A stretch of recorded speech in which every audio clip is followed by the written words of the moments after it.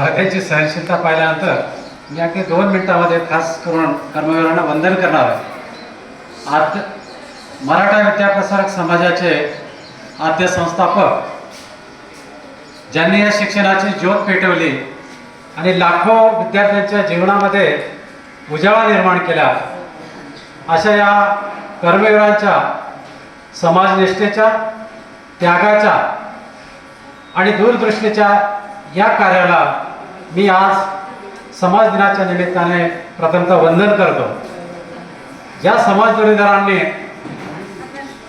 समाजाला पुढे नेण्यासाठी वंचित जो घटक असेल, आज शिक्षणापासून वंचित राहू नये, त्याचं उज्ज्वल भविष्य घडावं, अशी जी काही संकल्पना घेऊन या समाजाला शिक्षणाच्या चळवळीत आणण्याकरता ज्यांनी कष्ट उपसले, असे कर्मवीर रावसाहेब थोरात यांचे आज जयंती आहे. त्यानिमित्ताने मी त्यांचं स्मरण करून त्यांना, या कर्मवीरांना त्यांच्या त्यागाच्या वृत्तीला या ठिकाणी वंदन करतो. ज्या शिक्षणाची मुहूर्तमेढ समाजामध्ये रुजू केली, ज्यातून विद्यार्थी घडले, त्यांचं जीवन घडलं, आणि या दृष्टिकोनातून आपण हा समाज दिन या ठिकाणी साजरा करतो.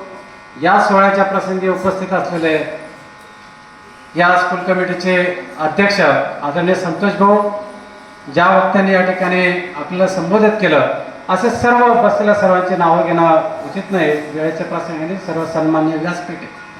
आणि ज्यांनी हा कार्यक्रम या ठिकाणी घडून आणला, असे सगळे शिक्षक वृंद, मुख्याध्यापक, विद्यार्थी मित्रांनी सर्वांनी ऐकून घेतलं. आपण सर्व मिळून हा समाज दिन आपल्या अंगी काहीतरी या कर्मवीरांनी जे त्याग केला आहे त्याचं स्मरण ठेवून शिक्षणाची ही चळवळ अविरत राहावं, अशी संकल्पना या ठिकाणी पुनश्च मांडतो. खूप काही बोलण्यासारखं बरंच आहे, पोपटदादांनी या ठिकाणी व्यक्त केलं, पण मी एकच 2 मिनिटांमध्ये सांगेल की आधुनिक काळ हा जो वर्तमान काळामध्ये आपण चाललो, हा वर्तमान काळ शिक्षणाच्या ज्या जुन्या कालबाह्य झालेल्या शिक्षण पद्धती बदलत नवीन शिक्षणाकडे आपण चाललेले आहे. त्या स्पर्धेच्या शिक्षणामध्ये टिकण्यासाठी आपण अहोरात्र धडपड करत आहोत. पण त्या धडपड करण्यामागे आपली जी संस्कृती आहे, पारंपरिक आपण ज्या मुशीतून घडलेलं आहे, त्यामध्ये असलेलं कुटुंब, त्यामध्ये त्या कुटुंबात असलेला अध्यात्म आणि त्या अध्यात्मातून घडलेलं आपलं जीवन हे अंगीकारत राहावं. नुसतं शिक्षणाच्या बौद्धिक संकल्पनेनं आपण पुढे जाऊन आपल्या देशाच्या हिताला कुठे गालबोट लागेल असं न होता न्याय देण्याचं काम या विद्यादानातून व्हावं, एवढीच या ठिकाणी आपण मी व्यक्त करेन. आलेल्या सोशल मीडियाच्या संदर्भात मी काय बोलत असतो की आज घराघरामध्ये परेशानी जी दिसते की प्रत्येक मुलाच्या हातामध्ये मोबाईल दिसतो, आणि त्या मोबाईलच्या माध्यमातून आपण एकमेकांचे संवाद विसरलेलो आहे, एकमेकांशी बोलणं आपलं बाजूला पडतंय, आणि त्यामध्ये कुठेतरी आपला जिव्हाळा लोप पावला आहे.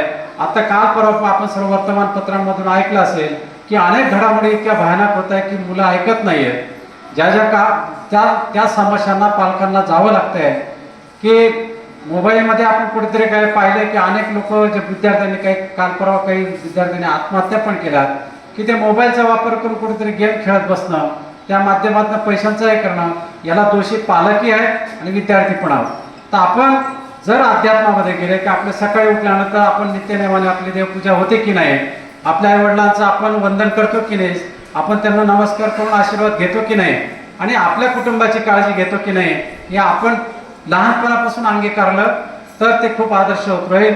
याच संकल्पनेतून आपण शिक्षण घडत असताना हा समाज घडवू, एवढंच या ठिकाणी मी समाजाच्या आज समाज दिनाच्या निमित्ताने सर्व कर्मवीरांना वंदन करून माझ्या शब्दांना विराम देतो. जय हिंद, जय महाराष्ट्र.